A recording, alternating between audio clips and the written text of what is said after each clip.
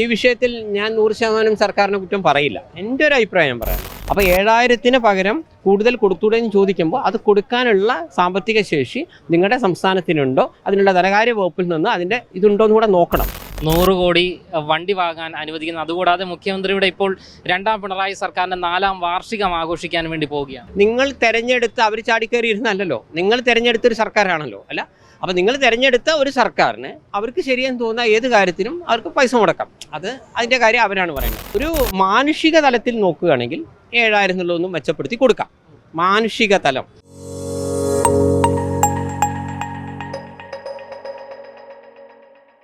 നമസ്കാരം. ആശാപ്രവർത്തകന്മാരുടെ സമരം 44-ാം ദിവസം പിന്നിടുകയാണ്.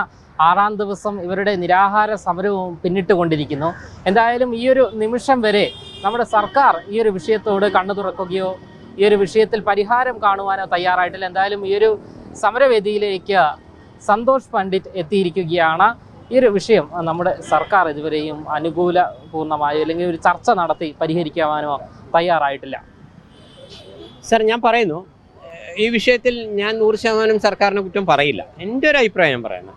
കാരണം കുറച്ചു കാലം അഡ്മിനിസ്ട്രേഷനിൽ ഇരുന്ന ഇതിലല്ലെങ്കിൽ കൂടി അപ്പോൾ അത് വെച്ച് നോക്കുകയാണെങ്കിൽ ഇപ്പോൾ ഒരു ചർച്ച ചെയ്ത് പരിഹരിക്കാൻ മാത്രം പറ്റില്ല.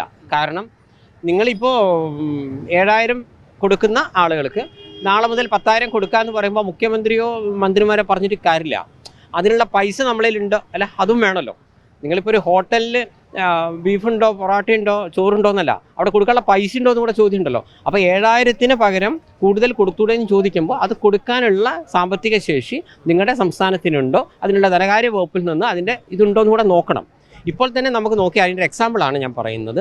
എല്ലാ മിനിസ്ട്രിയും +2 ഒരുപാട് അനുവദിച്ചു. അതിന് കൈക്കൂലി വാങ്ങിച്ചിട്ടോ കാലുകൂലി വാങ്ങിച്ചോ ഒന്നും നമുക്കറിയില്ല. ചിലപ്പോൾ സ്നേഹം കൊണ്ട് കൊടുത്തായിരിക്കും. പക്ഷേ ഇന്ന് പ്രൈവറ്റ് ഫേമിൽ അങ്ങനെ വർക്ക് ചെയ്യുന്ന പല ടീച്ചേഴ്സിനും ശമ്പളം കിട്ടാതെ എന്നാൽ ഒരു ടീച്ചർ ആത്മഹത്യ ചെയ്തു. വർഷങ്ങളോളം ശമ്പളം എന്താ അവസ്ഥ എന്ന് എനിക്ക് കൃത്യമായിട്ട് അറിയില്ല. അപ്പോൾ അങ്ങനെ ശമ്പളം കൂട്ടിക്കൊടുക്കുകയും സാങ്കേതികമായി കൂട്ടിയിട്ട് കയ്യിൽ വരുന്നില്ലെങ്കിലും കാര്യമില്ല. ഞാൻ പറയുന്നത് മനസ്സിലാക്കണം. അതുകൊണ്ട് കേരളത്തിൻ്റെ സാമ്പത്തിക സ്ഥിതി നോക്കണം. കേരളത്തിൻ്റെ സാമ്പത്തിക സ്ഥിതി എന്ന് പറഞ്ഞാൽ നമുക്കറിയാം. ഒന്നുകിൽ കൂടുതൽ ആളുകൾ മദ്യം കഴിക്കണം, കേരളം മെച്ചപ്പെടണമെങ്കിൽ നമ്മുടെ പ്രധാന വരുമാനം എന്ന് പറയുന്നത് മദ്യം. പക്ഷേ ഈ ധനസ്ഥിതി മോശമാണ് എന്ന് സർക്കാർ പറയുമ്പോഴും മറ്റ് കാര്യങ്ങളെല്ലാം നടക്കുന്നുണ്ട്. കാരണം 100 കോടി വണ്ടി വാങ്ങാൻ അനുവദിക്കുന്നു. അതുകൂടാതെ മുഖ്യമന്ത്രിയുടെ ഇപ്പോൾ രണ്ടാം പിണറായി സർക്കാരിൻ്റെ 4ാം വാർഷികം ആഘോഷിക്കാൻ വേണ്ടി പോവുകയാണ്. സാർ, ഞാൻ പറയുന്നു, അതൊക്കെ എന്തിനൊക്കെ ഉപയോഗിക്കണം. അതിന് നിങ്ങൾ തിരഞ്ഞെടുത്ത് അവർ ചാടിക്കയറി ഇരുന്നല്ലോ, നിങ്ങൾ തിരഞ്ഞെടുത്തൊരു സർക്കാരാണല്ലോ. അപ്പോൾ നിങ്ങൾ തിരഞ്ഞെടുത്ത ഒരു സർക്കാരിന് അവർക്ക് ശരിയെന്ന് തോന്നുന്ന ഏത് കാര്യത്തിനും അവർക്ക് പൈസ മുടക്കാം. അത് അതിൻ്റെ കാര്യം അവരാണ് പറയേണ്ടത്. ഞാൻ ജനറലി പറയുന്നത്, ഈ ഒരു വിഷയം അവർ ചർച്ച ചെയ്യുമ്പോൾ അവരുടെ എന്തെല്ലാമാണോ ഈ കാര്യങ്ങൾക്കൊക്കെ ശേഷം ഇതിനുള്ള ഫണ്ട് അവരിലുണ്ടോ എന്ന് നോക്കണം. ഉണ്ടെന്ന് പറഞ്ഞാലേ പറ്റുള്ളൂ. അല്ലാണ്ട് വെറുതെ 7000 17,000 ആക്കിയാലൊന്നും അത് കൊടുക്കാൻ പൈസ ഇല്ലെങ്കിൽ അതുകൊണ്ട് വലിയ കാര്യമൊന്നുമില്ല. അതുകൊണ്ട് ആ ഒരു വശം. പക്ഷേ ഒരു മാനുഷിക തലത്തിൽ നോക്കുകയാണെങ്കിൽ 7000 എന്നുള്ളതൊന്നും മെച്ചപ്പെടുത്തി കൊടുക്കാം. മാനുഷിക തലം അത് എനിക്കോ നിങ്ങൾക്കോ പറയുന്നതുകൊണ്ടല്ല, അതാ ഞാൻ പറഞ്ഞത്. അതുകൂടെ നോക്കണം.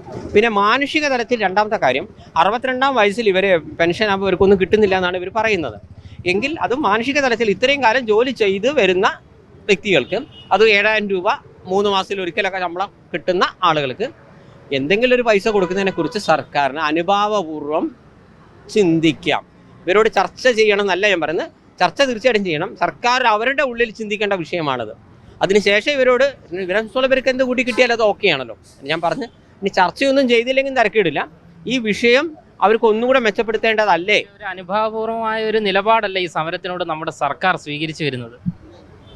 ഇതിനെ നിരന്തരം അധിക്ഷേപിച്ചുകൊണ്ടിരിക്കുകയാണ്. ഭാവിയിൽ അതും കൂടെ മെച്ചപ്പെടുമെന്ന് കരുതാം. നമ്മൾ എന്ത് കാര്യം പോസിറ്റീവായിട്ടല്ല എടുക്കേണ്ടത്. എന്തായാലും ശ്രീ സന്തോഷ് പണ്ഡിറ്റ് ഈ സമരവേദിയിൽ എത്തിയിരിക്കുന്നു. ഈ ആശാവർക്കർമാർക്ക് ഐക്യദാർഢ്യം പ്രഖ്യാപിച്ച് രംഗത്ത് വന്നിരിക്കുകയാണ്. എനിക്ക് ചെയ്യാവുന്ന, ഞാൻ പറയുന്നത് സർക്കാരിനല്ലേ അവർക്ക് പറ്റുള്ളൂ. എനിക്ക് ചെയ്യാവുന്നതാണ്. ഞാൻ ഇപ്പോൾ കോഴിക്കോട് നിന്ന് ഇതിനായിട്ട് ഇവിടേക്ക് വരുന്നു. അപ്പോൾ നമ്മൾ 2-3 കുറച്ച് പ്രോഗ്രാംസ് ഒക്കെ ചെയ്തപ്പോൾ കുറച്ച് പൈസ കിട്ടി. ഞാനൊരു കോടീശ്വരനൊന്നുമല്ല. ആ കിട്ടിയ ഒരു പൈസ നമ്മൾ ഇവർക്ക് കൊടുത്തു. മാത്രമല്ല ഇതിൻ്റെ നമ്പർ കൊടുത്തിട്ടാണ് വരുന്നത്. എല്ലാവരോടും നമ്മൾ ഇന്ന ആൾക്ക് XY അല്ല, എല്ലാവരും കൊടുത്തിട്ടുണ്ട്. എന്തെങ്കിലും കാര്യം ഉണ്ടെങ്കിൽ നിങ്ങൾ വിളിച്ചോ. ഇനി എനിക്ക് പ്രോഗ്രാംസ് കിട്ടുകയാണെങ്കിൽ തീർച്ചയായിട്ടും ചെറുതെങ്കിലും ചെറുതാണ്. വലുതൊന്നും നമുക്ക് നമ്മളെ പ്രായോഗിക ബുദ്ധിമുട്ടുണ്ട്. സാർ, ഇതേ സന്തോഷ് പണ്ഡിറ്റ് തന്നെ മനുഷ്യന് ചെയ്യാനുള്ളൂ. ബാക്കി നിങ്ങൾ പറഞ്ഞ കാര്യങ്ങൾ സർക്കാർ അനുഭാവപൂർവ്വം പരിഗണിക്കണമെന്നും ഈ പ്രശ്നം എത്രയും പെട്ടെന്ന് തീരുമെന്നാണ് വ്യക്തിപരമായി ഞാൻ വിശ്വസിക്കുന്നത്. ഈ വിഷയം സംസാരിച്ച പലരും പറഞ്ഞു, നിങ്ങൾ അങ്ങോട്ട് ഇപ്പോൾ പോകരുത്, ഇതൊരു രാഷ്ട്രീയ പ്രേരിതമായ സമരമാണ്. ഇപ്പോൾ പോയാൽ നിങ്ങളെ ആളുകൾ സംഖ്യയാക്കും, നിങ്ങളെ കൊങ്കിയാക്കും. അതുകൊണ്ട് ആ വഴിക്ക് ദയവ് ഇത് പോകരുത് എന്ന് എന്നോട് പലരും പറയുന്നുണ്ടായി. അപ്പോൾ എനിക്കും അതാണ് വളരെ സത്യസന്ധമായിട്ട് ഞാൻ പറയുകയാണ്. അതിന് കുറച്ച് മുമ്പേ ഞാൻ വരണം വിചാരിച്ചിരുന്നു. അപ്പം ഞാൻ വിചാരിച്ചു ഇതൊരു രാഷ്ട്രീയമാണോ എന്നുള്ള കാര്യങ്ങൾ ഞാൻ പറഞ്ഞല്ലോ, ആ വിഷയം വളരെ കൃത്യമായി പഠിച്ചില്ല, അതിനുള്ള സമയം കിട്ടിയില്ല എന്നുള്ളതാണ് സത്യം. പിന്നീട് അത് മുന്നോട്ട് പോവുകയും നിങ്ങളുടെ മറ്റുള്ള കാര്യങ്ങളെല്ലാം നമ്മൾ തിരക്കിനിടയിൽ ഇത് കാണുന്നുണ്ട്, നിങ്ങൾ ചെയ്യുന്ന ഓരോ കാര്യങ്ങളും കാണുന്നു. ഇപ്പോൾ എനിക്ക് തോന്നുന്നു അംഗനവാടി ടീച്ചർമാർ കൂടി ഇതിലേക്ക് വന്നു കഴിഞ്ഞു. ശരി, അപ്പോഴാണ്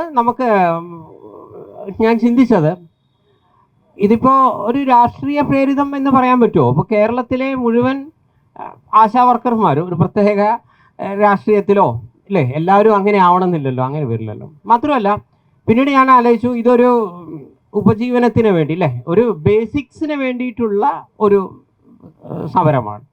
അല്ലാതെ ഞങ്ങൾക്ക് ഇതും കൂടെ വേണം അതും കൂടെ വേണമെന്ന് പറഞ്ഞിട്ടല്ലല്ലോ. ഇങ്ങനെ ആലോചിച്ചു. പിന്നെ നമ്മൾ ഒരു കാര്യത്തിന് പോകുമ്പോൾ എല്ലാവിധ ആശംസകൾ നേരുന്നു എന്ന് പറയുന്നത് കൊണ്ട് മാത്രം അതുകൊണ്ടൊരു കാര്യമുണ്ടെന്ന് എനിക്ക് തോന്നുന്നില്ല. കാരണം മുമ്പ് എന്നോട് എൻ്റെ അമ്മ പറഞ്ഞൊരു കാര്യമാണ്, സഹായിക്കാൻ കഴിയാത്തവൻ സഹതപിച്ചിട്ട് കാര്യമില്ല എന്ന് പറയും. എന്ത് കാര്യമായാലും നമ്മൾ അയ്യോ ഇങ്ങനെ ഒരു അവസ്ഥ വന്നല്ലോ, എന്നോട് അമ്മ ഒരു എക്സാമ്പിൾ സഹിതം പറഞ്ഞാണ്. ഇപ്പം എല്ലായിടത്തും ഒരു അന്ധകാരമാണെങ്കിൽ നമ്മൾ അവിടെ പോയിട്ട് ഈ അന്ധകാരം ഉണ്ടാക്കിയവനെ പറഞ്ഞിട്ട് കാര്യമില്ല, അന്ധകാരം കണ്ട് പേടിച്ചോടിയിട്ട് കാര്യമില്ല, അല്ലെങ്കിൽ ഞാൻ ഇവിടെ നിൽക്കുന്നില്ല എന്നാണ് ഓടിയിട്ട് കാര്യമില്ല. ഇതൊന്നും അല്ല വേണ്ടത്. അന്ധകാരമാണെങ്കിൽ അവിടെ പോയിട്ട് ഒരു മെഴുകുതിരിയും കത്തിക്കുക. മെഴുകുതിരി കൊണ്ട് മൊത്തം വെളിച്ചം കിട്ടുമെന്നില്ല, പക്ഷേ ആ മെഴുകുതിരി കൊണ്ട് ഒരു കുഞ്ഞു സ്ഥലത്തെങ്കിലും ഒരു വെളിച്ചം കിട്ടിയാൽ അതൊരു കാര്യമാണ്. അല്ലെ, വിശക്കുന്നവനെ കണ്ടു കഴിഞ്ഞാൽ നിനക്കിങ്ങനെ വിശപ്പ് വന്നല്ലോ, അല്ലെ വിശപ്പ് എന്ന് പറഞ്ഞിട്ടൊരു കവിത എഴുതി ഞാനൊരു സാംസ്കാരിക ആളാണ് അതും വെച്ചിട്ട് ഞാനൊരു അവാർഡ് വാങ്ങിച്ചുകൊണ്ട് കാര്യമില്ല. വിശക്കുന്നവനെ കണ്ടാൽ നിങ്ങളെ മുന്നിൽ 2 ഓപ്ഷനുള്ളൂ. അമ്മ പറഞ്ഞു, ഒന്നുകിൽ പോയിട്ട് എന്തെങ്കിലും ഭക്ഷണം വാങ്ങിച്ചു കൊടുക്കുക, ഓപ്ഷൻ എ. കയ്യിൽ പൈസ ഇല്ലെങ്കിൽ ഇങ്ങനെ ഒരാളെ കണ്ടിട്ടില്ല എന്ന് പറഞ്ഞാൽ നീ മൈൻഡ് ചെയ്യാണ്ട് വയ്ക്കുമോ? ഇത് രണ്ടും നല്ലതാണ്, കുഴപ്പമില്ല. അതല്ലാതെ അയ്യോ ഏട്ടാ നിങ്ങൾക്ക് ഇങ്ങനത്തെ ഒരു വിഷമം വന്നല്ലോ എന്നുണ്ട് ഓൾറെഡി വിഷമിരിക്കുന്നവനെ ഒന്നും കൂടെ വിഷമം കൂട്ടേണ്ട ആവശ്യമില്ലല്ലോ. അല്ലെ അവനെ മുന്നിൽ നിർത്തി ചാരിറ്റി പിരിവ് നടത്തി 10 ഉറുപ്പിക ഉണ്ടാക്കേണ്ട ആവശ്യമില്ലല്ലോ. അതുകൊണ്ട് ഞാൻ ഇവിടെ വരാൻ ലേറ്റ് ആയതിൻ്റെ രണ്ടാമത്തെ കാരണം, എന്തെങ്കിലുമൊക്കെ ഒരു പ്രോഗ്രാം കഴിഞ്ഞ് എന്തെങ്കിലും കയ്യിലൊരു 10 രൂപ വന്നതിന് ശേഷം എന്തെങ്കിലും ഒരു സഹായം ചെയ്യാം. ഞാൻ വെറുതെ ഇവിടെ വന്നിട്ട് എനിക്കിപ്പോൾ എൻ്റെ ഒരു ഫോട്ടോ കാണിക്കലോ അല്ലെങ്കിൽ സന്തോഷപ്പെട്ടിട്ട് വന്നു എന്നുണ്ട്, എനിക്ക് ആരെ മുന്നിലൊന്നും ജാട കാണിക്കാൻ എനിക്ക് താല്പര്യമില്ല. അപ്പോൾ എനിക്ക് എൻ്റെ അമ്മ പറഞ്ഞ് എനിക്ക് ഓർമ്മ വരുന്നു, ഒരു സംവിധാനം ഇപ്പോൾ പലരും വിചാരിക്കും ഇപ്പോൾ ഒരു സമരം നടത്തുമ്പോൾ അതിലിപ്പോൾ എന്താണ് ഒരു ചെലവ് എന്നായിരിക്കും പുറമേ നിന്ന് കാണുമ്പോൾ മനസ്സിലാക്കുക. ഞാൻ പറയുന്നു, എനിക്ക് മനസ്സിലാക്കാൻ പറ്റും, ഒരു സമരം ശരിക്കും നടത്തുക എന്ന് പറഞ്ഞാൽ അത്യാവശ്യം എക്സ്പെൻസീവ് തന്നെയാണ്. ഞാൻ മനസ്സിലാക്കിയൊരു കാര്യമാണ്. അതിനുവേണ്ടി ബാക്കിയുള്ള കാര്യങ്ങൾ ചെയ്യാനാണെങ്കിൽ ബേസിക്സ് ആയിട്ടുള്ള പല കാര്യങ്ങളും ഒന്നും വെറുതെ കിട്ടുമൊന്നുമില്ലല്ലോ. പ്രത്യേകിച്ച് നമ്മൾ സമര സമയത്ത് നമുക്ക് ശമ്പളം ഉണ്ടാവുകയില്ല അല്ല, അതും പോവും. അപ്പം അതുകൊണ്ട് അവരുടെ ആവശ്യങ്ങളിലേക്ക് നോക്കുകയാണെങ്കിൽ ഒരു 7000 രൂപയാണ് ഇവരുടെ ഇതെന്ന് ഞാൻ ഇനി ഇവരെ വിഷയം പഠിച്ചപ്പോൾ മനസ്സിലായെന്നാണ്. അപ്പോൾ 7000 രൂപ എന്നുള്ളത് ഒരു കുറച്ചുകൂടെ മാന്യമായ ഒരു ശമ്പളം കൊടുക്കണം എന്നാണ് അവർ പറയുന്നത്. രണ്ടാമത്തത് ഞാൻ മനസ്സിലാക്കിയെടുത്തോളം ഇപ്പോൾ 62-ാം വയസ്സിലാണ് അല്ലേ മാഡം, 62-ാം വയസ്സിലോട്ടാണ് ഇവരുടെ പെൻഷൻ വരുന്നത്. ഈ പെൻഷൻ പറ്റുമ്പോൾ ബാക്കിയുള്ള എല്ലാ ആളുകൾക്കും ഒരു നിശ്ചിത പൈസ, നല്ല ഒരു കുഴപ്പമില്ലാത്ത നല്ലൊരു പൈസ അവർക്ക് കിട്ടുമ്പോൾ, ഗ്രാറ്റുവിറ്റി മറ്റുള്ള പല സംവിധാനങ്ങളും വരുമ്പോൾ ആശാ വർക്കർമാർക്ക് 1 രൂപ പോലും കിട്ടുന്നില്ല അല്ലേ, ഇതല്ലേ സത്യം? അപ്പോൾ രണ്ടാമത്തെ ആവശ്യം അവർ പറയുന്നത് 62 വയസ്സ് പിന്നിട്ട് കഴിഞ്ഞാൽ അവർ ജോലിയിൽ നിന്ന് പിരിയുമ്പോൾ ഒരുവിധം മാന്യമായ 5 ലക്ഷം, ഒരു 5 ലക്ഷം രൂപയെങ്കിലും ഞങ്ങൾക്ക് കിട്ടണം എന്നാണ് അവരുടെ ആവശ്യം. അതും കേൾക്കുമ്പോൾ റീസണബിളായി തോന്നും. പിന്നെ ഇവർ പറഞ്ഞതിന് ശേഷം ഞാൻ മറ്റുള്ള സംസ്ഥാനങ്ങളിലും നോക്കി എന്താണ് ഇവർ, ബാക്കിയുള്ളവരിന്ന് നോക്കണമല്ലോ, അല്ല നമുക്ക് കൂടി തരണം എന്ന് പറയാൻ പറ്റില്ലല്ലോ. അപ്പോൾ ബാക്കിയുള്ള സ്ഥലങ്ങളിൽ ഞാൻ മനസ്സിലാക്കുന്നത് സിക്കിമിൽ 10,000 രൂപ അല്ലേ ആശാ വർക്കർമാർക്ക് കൊടുക്കുന്നുണ്ട്. അതോടൊപ്പം കർണാടകയിലും 10,000 ആക്കി എന്നുള്ള അല്ല മേഡം 10,000 ആക്കി എന്നുള്ള അറിയാൻ സാധിച്ചു. അപ്പോൾ അല്ല അവിടെ സിക്കിമിൽ കൊടുത്തു, കർണാടകയിൽ കൊടുത്തു, ഇവിടെ കൊടുക്കണം എന്നല്ല കേട്ടോ ഞാൻ പറയുന്നത്. അത് സർക്കാർ തലത്തിൽ അനുഭാവപൂർവ്വം പരിഗണിക്കാം. പിന്നെ 7,000 17,000 ആക്കണം എന്നൊന്നും ഞാൻ സ്ട്രൈറ്റ് ആയിട്ട് പറയുന്നില്ല. കാരണം അഡ്മിനിസ്ട്രേഷൻ വിങ്ങും ഇവിടുത്തെ ധനകാര്യ വകുപ്പിൻ്റെയും കാര്യങ്ങളും കേരള സംസ്ഥാനത്തിൻ്റെ യഥാർത്ഥ സാമ്പത്തിക അവസ്ഥയെക്കുറിച്ച് ഒരു ചെറിയ ഐഡിയ ഉള്ളത് കൊണ്ട് കൂട്ടണമെന്നോ കുറയ്ക്കണമെന്നൊന്നും ആ വിഷയമൊന്നും ഞാൻ കൂടുതലായിട്ട് പറയുന്നില്ല. സർക്കാർ തലത്തിൽ തീരുമാനിക്കേണ്ട വിഷയമാണ്. കാരണം ഇപ്പോൾ നമുക്കറിയാൻ പറ്റും, ഇപ്പോൾ +2 നിങ്ങൾക്കറിയാം +2 കെട്ടിടം ഒരു കാലത്ത് അനുവദിച്ചു. അത് രാഷ്ട്രീയക്കാർക്ക് ഗുണം ചെയ്തോ ചില്ലറ വാങ്ങിച്ചോ ഇതിൻ്റെ ഒരു അതിനുള്ള തെളിവൊന്നും ഇല്ല കേട്ടോ. എല്ലാവർക്കും അന്ന് അനുവദിച്ചിട്ടുണ്ട്. പക്ഷേ ഇന്ന് ആ പ്രൈവറ്റ് +2 കെട്ടിടത്തിൽ വർക്ക് ചെയ്യുന്ന പല ടീച്ചേഴ്സിനും ശമ്പളം കിട്ടുന്നില്ല. ഇത് പ്രാക്ടിക്കലാണ്. അപ്പം നമ്മളിവിടെ അനുവദിച്ചു, മാനേജറിൽ നിന്ന് ചില്ലറ വാങ്ങിച്ചോ, മാനേജറോടുള്ള സെൻറ്റിയാണോ ജാതിയാണോ മതമാണോ എന്നൊക്കെ നോക്കി അതൊക്കെ വേറെ വിഷയമാണ്.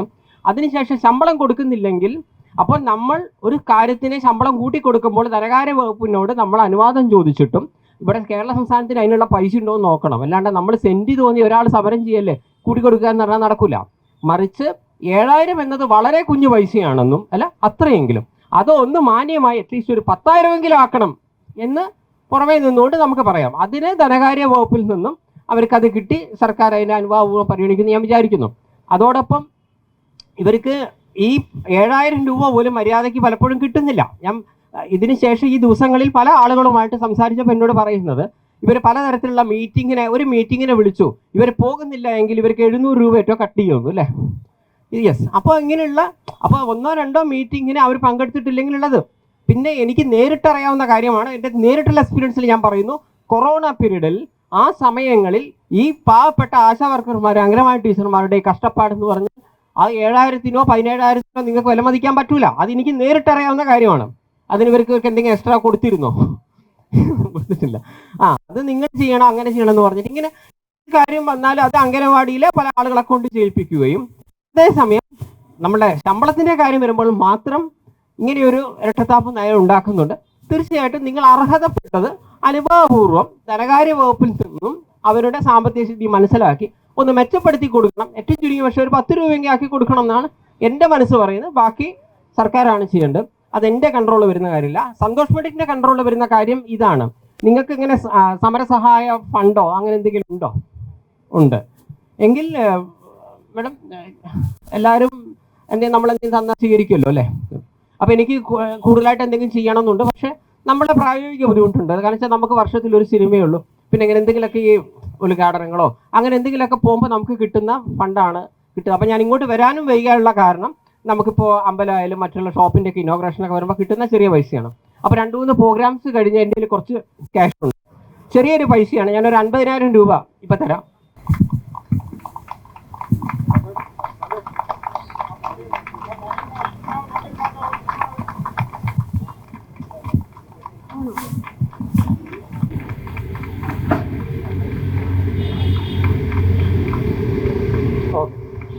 ഇതൊരു ചെറിയൊരു എൻ്റെ ഇപ്പോൾ എനിക്ക് കിട്ടുന്ന ഒരു ഇത് വെച്ചിട്ട് ഞാൻ തന്നേ ഉള്ളൂ.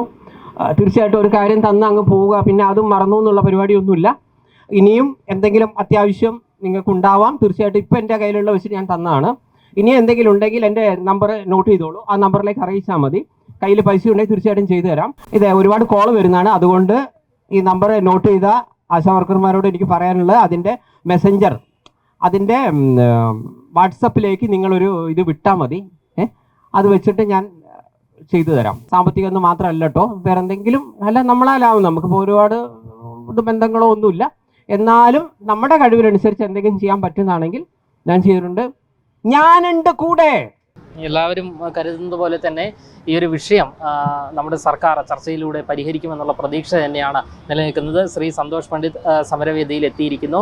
ഈ അമ്മമാർക്ക് 50,000 രൂപ നൽകുകയും ചെയ്തിട്ടുണ്ട്. എന്തായാലും വലിയ രീതിയിലുള്ള ഒരു പിന്തുണ തന്നെയാണ് പൊതുസമൂഹത്തിൽ നിന്നും രാഷ്ട്രീയ സാമൂഹിക സാംസ്കാരിക സംഘടനകളിൽ നിന്നും എല്ലാം തന്നെ ഉണ്ടായിക്കൊണ്ടിരിക്കുന്നത്. ക്യാമറമാൻ അഖിൽ അശോകിനൊപ്പം അമൽ രുദ്ര, മറുനാടൻ മലയാളി, തിരുവനന്തപുരം.